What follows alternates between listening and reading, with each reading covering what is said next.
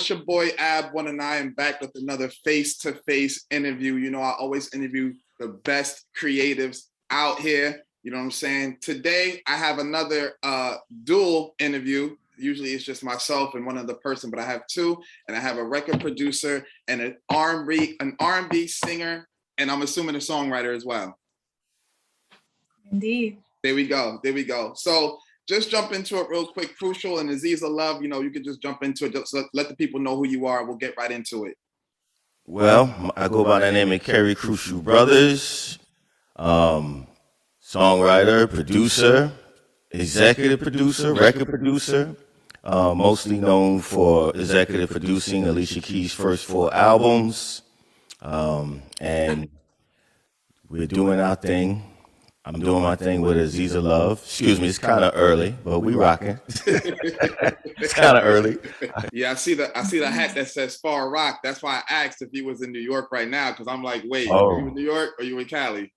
Far Rock is a very special place for me. You know what I mean? Been raised out there, and they always got to represent. Shout out to the Far Rock shop for hooking me up with the hats. You know what I mean? Word. You know, you can take me out the city, but you can't take the city out of me. That's real talk. Aziza, talk to me. Yes. Talk to me. Peace and light. I feel that about the city being where you're from, you can't take it out. Because I'm from Cincinnati, born and raised. So Cincinnati is forever in me. I'm a singer, songwriter, musician, producer, all around creative. And I've been in LA for a little bit now, connected with Mr. Brothers here. And we've been creating really beautiful moments, magic, music, all of the M's. I feel you.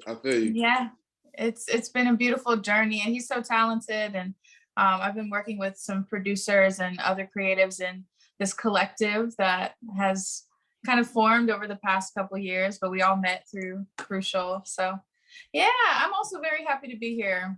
Had a great night last night. Had a little show last night.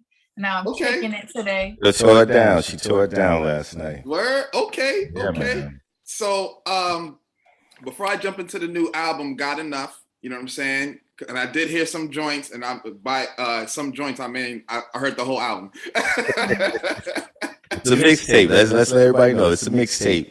Okay. Oh yeah, true. Because I did see it on your on the profile. How did you two link up initially? Well, basically, as she was saying, I've been doing Krucial feedback for almost 4 years now. You know, I started it on IG, tried it on Facebook, moved around, kept it on IG, and then I jumped over to Twitch, and you know, I was becoming a streamer, you know what I mean? Especially during the pandemic. I'm like homeschooling, I can't go nowhere. Let me stream a little more. And, you know, this is when Twitch was around. I was like, man, I like Twitch better than IG. And, you know, so I was really like cool with just giving people advice, listening to people's music, giving feedback. And, you know, Aziza Love, amongst others, would come through every week. And as I said, I was satisfied doing that. I wasn't really trying to deal with any more artists, you know what I mean? Been through my whatever ups and downs, and, you know, it's like a thankless job. But every week, month after month, every time Aziza sent a song in, I was like, man, I love it. I love everything she's doing. And I was playing with the fact like, all right, cool, you know, I want to help her, you know. So then one day I was like, all right, I'm an executive producer your album, you know. Then it was just like, all right, you know what? Let's just rock, you know what I mean? Word. And through that and other people that naturally gravitated with each other, you know, from the streams, Voxy B, McNair, Sean Trey, and you know, every week they would just send me songs, and I'm like, man, this is great. Y'all did that together, you know what I mean? And then it's just continued. And then it got to the point where it was like, yo, we need to just put out a project, put out a mixtape, and let's just start building something, you know what I mean? See how it goes. And the reception has been great, man. People are really responding. Yeah, it's dope. And it's definitely, it's a different vibe. Aziza, are you familiar with the movie Queen and Slim? Yes, great movie. When I heard "Got Enough," that's all I was thinking. That's all I was like visualizing. Was like, yo, I can see like all of these songs in Queen and Slim. Oh, I love that. That movie has a great soundtrack. It does. Great soundtrack. Shout out to Lena Waithe and I think Melina Matsoukas, who directed that film. Wow, that's such a compliment. Thank you. So I see you have a record on the mixtape called "Off the Wall," and then I saw you had another record called "Smooth Criminal." So I was wondering, is Michael Jackson like one of your inspirations? Absolutely. Hands down, one of the greatest entertainers of all time. Like, feel how you want to feel about him, but you cannot deny this man was an entertainer. Like, he sat on stage for like 5 minutes, didn't say anything, crowd going crazy. Then he turns his head, looks to the left, and everybody goes crazy. Come on. Yeah, I and know. the music, Quincy Jones is another huge influence of mine, huge inspiration. And his work on Off the Wall, I was just listening to the Wiz soundtrack. I like revisit that soundtrack anytime I want inspiration. Yeah, I'm deeply inspired by those two and what they were able to create. What's your favorite Michael Jackson record? What's my favorite? Yeah, like number one, like you can hear it back to back a million times. I can't say that I have a favorite, but I Just Can't Stop Loving You is the one that's coming to mind right now. That this morning I listened to You Can't Win off of the Wiz soundtrack. Yeah. But I Just Can't Stop Loving You is such a good feel. It's just about love. Like, I love love and I love love songs. I can definitely tell. Mr. Brothers. Yes, sir.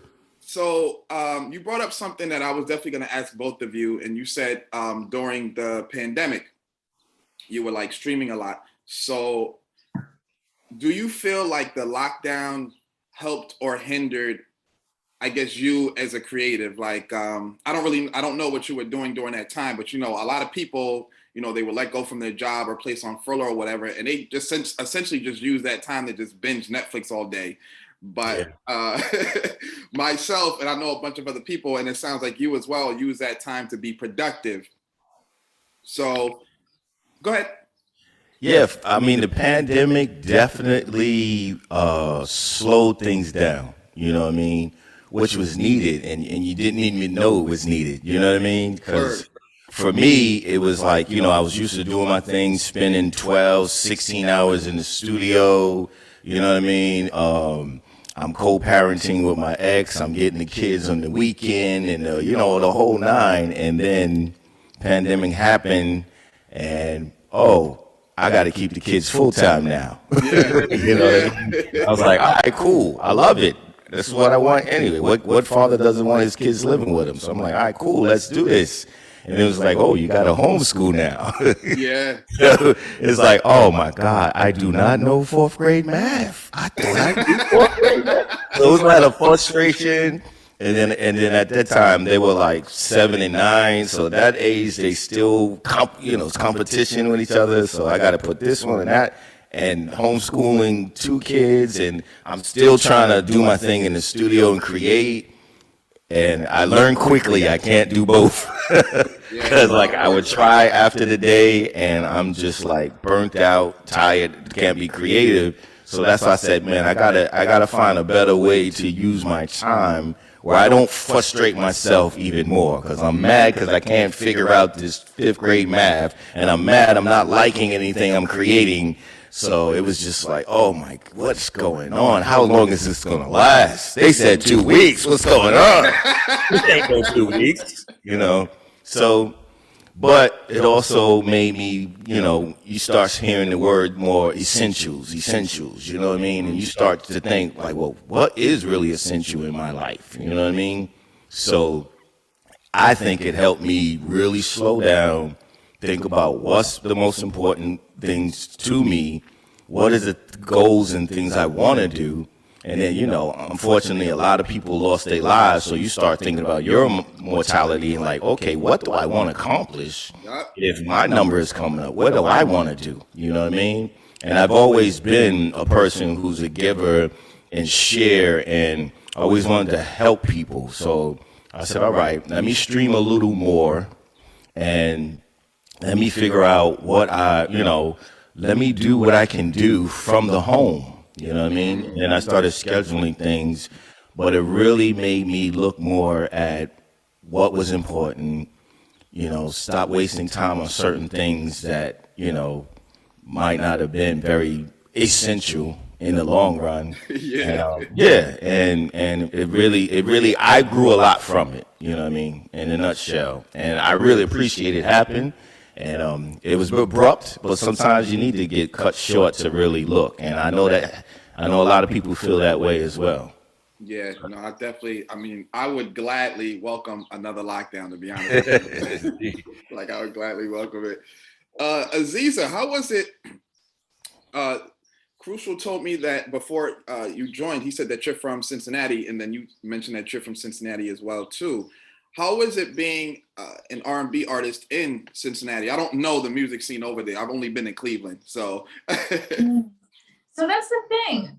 I don't identify as an R&B artist because my sound is a really beautiful hybrid of funk, soul, hip hop, and R&B all together. And I've also done classical music, like I've done pop. So the music scene in Cincinnati, it goes through its phases. I think it's got seasons. Right now, it's a really great season for like the dirty hip hop and R&B communities and like the tribe soul community.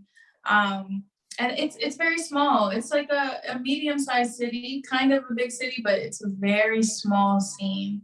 But it's beautiful because there is this thirst for connection in Cincinnati. Okay.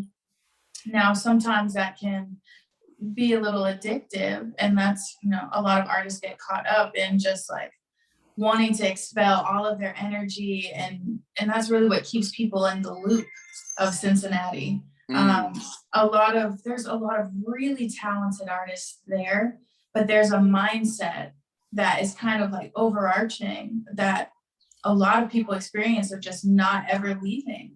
Because it's a queen city, like it's a mothering, nurturing space, but musically, I think it's really necessary to broaden the mind, broaden the perspective, and like go and travel. There's plenty of people in my family and in other families that have never left their street, never left their neighborhood, never been on a plane. I'm the first of my family really to do what I'm doing now, especially with something like music, where, nothing in this life is promised. Essentially, I do believe that the universe gives us, and the Most High gives us what it is that we desire and that we ask for. But when you don't know what is possible for you, whether it's music, film, fashion, health, whatever, if you don't know more, then how can you ask for more? How can you manifest more? So circling back, the music scene there, it's a hub. It's a very special, beautiful hub. But just like any other scene, it's got old mentalities, it's got fakeness, it's got the hierarchy, it's a popularity contest. It's a lot of that. I love my city though, no shade. No shade. Is that why you moved to she's California? Like an ex. You said who? Say that again? Cincinnati's like an ex.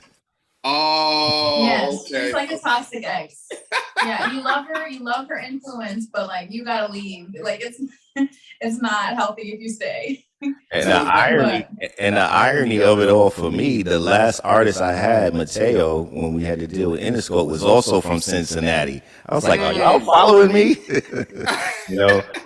But big up to High Tech, who's also from Cincinnati. Soul, man. Yeah, man. So you sound Krucial. You sound like you still are involved in the music, but you kind of just jaded from dealing with artists. Well, you know what it is? It's like, when you're in the game for so long, everything is valleys and peaks, you know what I mean? In any business you in. And when I came back to California, it was one of those things where, you know, things weren't moving quite the way I wanted it with my artists and Interscope, etc. And, you know, my key people moved over to Apple. And, you know, I was going through all this, you know, personal stuff too, divorce, blah, blah, blah. And, you know, you start to get frustrated with the politics and the red tape in the game. You know what I mean? Because I'm all about I'm about quality. I'm about finding people and creating unique music with. I'm not about chasing the sounds, chasing the charts. And it's harder to get a lane to do that if you don't have the backing. You know what I mean? So it wasn't the fact that it was artists per se. It was the frustration of the industry. It almost had me confused, thinking I didn't like music anymore. You know what I mean? And I did with other people like that been in the game, like F this music. Can we curse? Yeah. Go ahead. Like fuck this music shit, you know, blah blah blah. And I'm just like, wait a minute, hold on. I love music. You know what I mean? Like, it's not the music that I got a problem with. It's not that you know what I mean? Not that you know, I don't want to deal with artists per se. It's a lot to deal with an artist, especially when you're a creative as well. That's the difference. So the last time I dealt with, you know, all the times I dealt with artists, I'm always doing managerial things and you know, trying to stay on top of things. And then, you know, as a mentor, I'm coaching. So it's a lot, and it takes a lot out of you. But you still want to create too. You know what I mean? So it got to the point where it's like, okay, I've done this so many times. And again, during the pandemic, I was like, did I do enough for my career? Like, I've been part of things, and I'm very grateful. But I'm like, did I do, like, you know, you see like a Flying Lotus, or, you know, like how people think of Diller. And I was like, man, these guys are just making their music. They don't care if it's on the radio. They doing it. So I was like, yo, I want to do more of that. And that was the path I was on when Aziza came along. You know, I mean, I'm kidding, but you know what I mean? So it wasn't a fact that it was more like I was more on like, what do I need to do for myself? You know what I mean?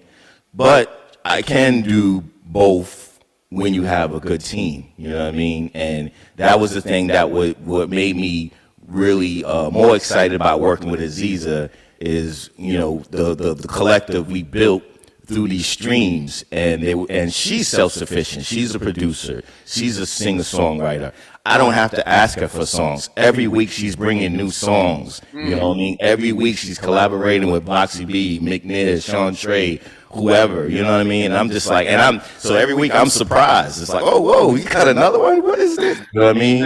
And I love that. So that encourages me more. You know what I mean? Because now I realize, like, that's what I really needed more of. You know, more self-contained artists. You know what I mean? So that's really the energy. And I feel like it always just helps the team, whether you're doing music or, you know, you make sculptures, whatever the case is, when everybody understands that I'm not going to wait for you to feed me. I'm going to go out and feed myself. And then that way we just all eat together. Exactly. Yeah. And it's not even just I'm going to feed myself. I'm going to secure enough for myself. I'm going to secure even more so I can bring it back and have plenty to share with everyone, because that's really what it's about. We all have these very individual, very unique talents, and there are some areas that each of us are growing in, so we all just share the wealth of knowledge, whether it's sending a link to a YouTube video or sitting for an hour and talking about the inspiration behind a song. Like, that's all of us pouring into each other's cup, and I think that's what community is all about, you know. And it all adds to the art. Speaking of art, and I'm not going to hold you guys up much longer. Aziza, I see you had a song in a Netflix show. I did. Yeah. How did that? So tell me how that felt when, like, you tuned in, like, wait, I think they capping right now, and then you turned on, like, oh, snap. I cried and called my mama. That's what I did. The cool thing about it, so it's my song Smooth Criminal. I wrote that song when I was like 16, 17. And I was going through a wild time in like 2019, it was 2019, October. And I ended up moving out of Cincinnati, and I was on my way to DC. I had like booked myself this little tour of the East Coast, doing like acoustic gigs. It was my first time booking something like that for myself. And So Far Sounds, they reached out to me for the show that I had with them in DC. And it just so happened to be the first day I moved to DC. I touched down and was like performing like 20 minutes later. But they hit me up and said that Netflix was doing a show, or they didn't even say Netflix. They just said there was a community for the deaf in DC, and it's one of the largest universities for the deaf. And my mom has been really involved in the deaf community all my life.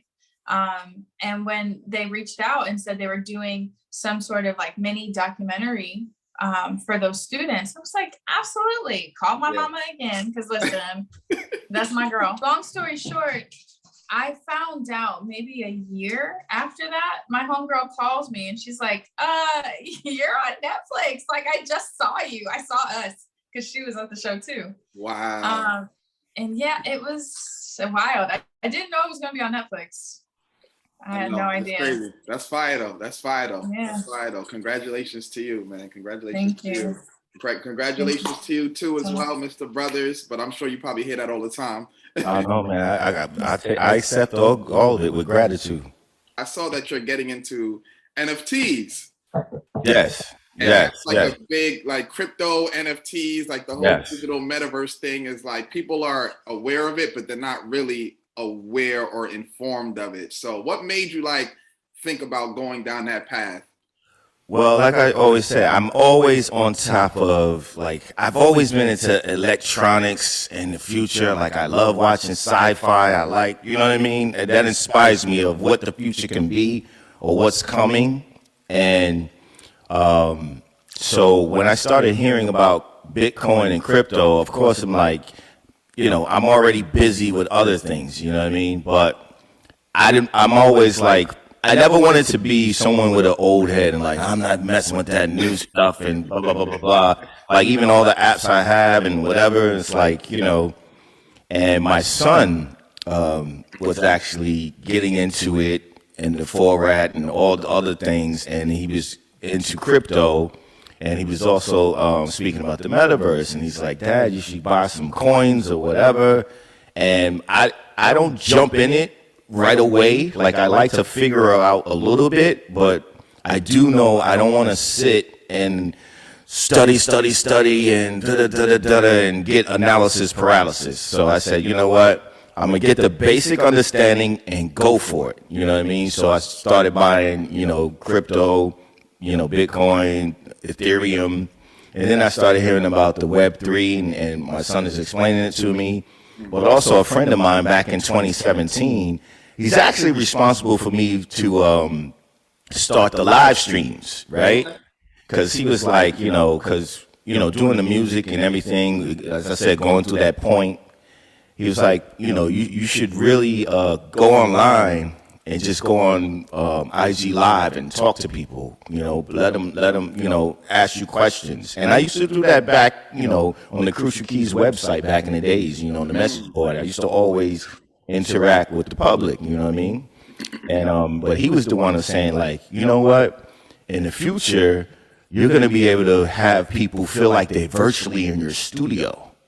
He said, you know, I was like, man, I like that idea. And he's telling me this 2017. And I kind of knew what he meant, but I didn't know what he meant until I started seeing, you know, the metaverse and started seeing, I was like, oh, okay, I get it. You know what I mean? So the project I'm starting is to, you know, also, you know, raise funds and doing NFTs, and members who buy the NFTs will be able to come to my virtual studio, and they'll be able to come to my virtual event space where you'll see Aziza Love performing, where you'll see me on the turntables or whatever doing Crucial Noise Radio. So I'm in the process of building that up because I like that idea of, you know, people coming to this virtual world, and the it's limitless. You can have millions of people on your server, where it's hard to get that in the physical world. You know what I mean? And and it's something, and it excites me because Americans can be very close-minded. You know what I mean? So I like to know that you can reach the whole world, because we get a lot of love. Even with Alicia Keys, we get most of our love from outside of the United States. You know what I mean? Oh, okay. Even the stuff we're doing now. Like, any artist can tell you when they go overseas, it's like, oh my God, I love it. You know what I mean? Yeah. So that's what started me on that mission, just really understanding more and just, finding to do things in my way that fits my brand and what I want to do. And that's where I'm at right now in the beginning stages. I own a production company, so we do a lot of music videos, and obviously people score our films. So I do with a lot of artists. What is one thing that you would tell an independent artist, trying to get to a level of an Alicia Keys? I would say study. I would say be humble. You know what I mean? Reason why I say that is because, when she came out, there were other label mates on the label. And, one of them had a very diva-ish attitude. Let's say that. And I just remember, and you see how the label and anyone she dealt with wanted to do more. You know what I mean, for her, because of the humbleness. And I say this a lot because you have people who are humble and they're trying to do their thing and figure it out. And then you have those artists who are great at what they do and they get frustrated and then they start this, I'm better than this person, this is trash and whatever. Like, don't even focus on that. Focus on you, stay in your lane. Focus on you. Have gratitude. What they do has nothing to do with you. If you make it about you, it doesn't help you. It just makes you look bad. It makes people not want you to win because they're like, wow, you know what I mean? And don't get distracted by the trends. Don't get distracted by what's on the radio. Don't get distracted by what everyone else is doing, because what you have to offer the world has not been done. And that's the way you will stand out. Not by copying trends, not by doing what you think can sell, not by selling out and, well, I'm going to just do this so I can get on. And when you choosing people to work with, whether it's a producer, whether it's a label, whether it's a management, make sure y'all on the same wavelength, same frequency. Don't just connect with them because they have money or because they have a name. And that's another mistake. You're just trying to get on, so you're reaching out to any and everybody. No. Deal with someone who you feel you have the same type of values or same type of energy, and you'll do better that way than trying to run around and like, oh, so-and-so's in town. You don't even like their music, but you know they famous. Hey, I want to be down with you. And it's a big mistake, you know what I mean? Like, really, really believe in yourself, stay humble, and look for people who get it, and don't get mad when people don't get it. It's just not for them, and they're not for you. That's real, man. Listen, that's definitely real. Let everybody know where to find you guys at, and you know what I mean? We can get up out of here. Oh, well, the easiest way is Twitter, at Krucial, at Krucial. The link tree's there. You can find me on Twitch, Kerry Krucial Brothers, twitch.tv/Kerry Krucial Brothers, IG, but real easy. Just come to Twitter. You'll see everything there. Aziza, what about you?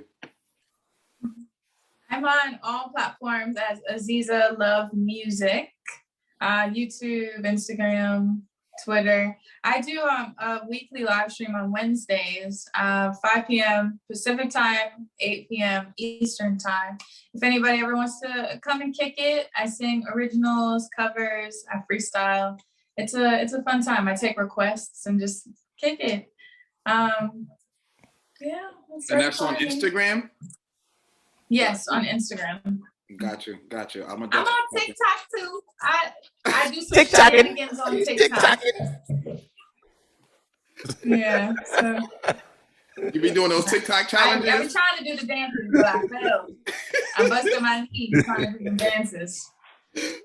Go check out Aziza Love's mixtape, God Enough. You know what I'm saying? And Crucial, you executive produce that, or you produce that? Executive produce what is Didn't You Know? That's the first record, right? That's like the first one. You know what I mean? But as I said, the thing was, there was a sound of uniqueness, and I'm not one of those producers to force myself on people. I was like, this is great the way it is. Give it the room, give it the space. So I get in where I'm needed. That's it. But I'm overseeing the project, and I'm very happy with it. We will have another mixtape coming in April, and we just building it out, you know. So tap in with us and get in early on the movement, okay? Word. So don't let nobody else tell you about it. You know, like, be in the now, okay? I feel you.